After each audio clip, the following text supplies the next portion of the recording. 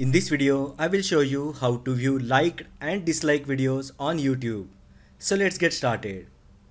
First, open YouTube app on your mobile device.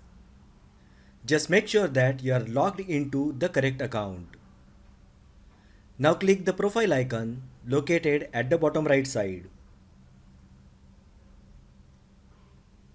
Now go to the settings by clicking on gear icon located at the top right corner. Now from the available options, click on your data in YouTube.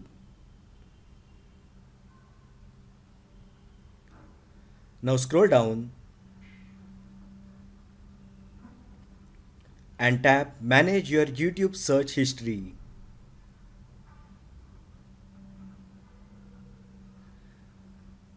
Next, click on Interactions at the top right.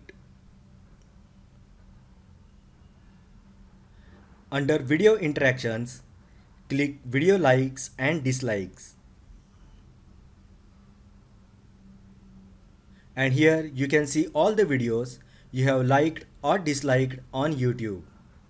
So here is the list of videos that I have interacted using like or dislike actions.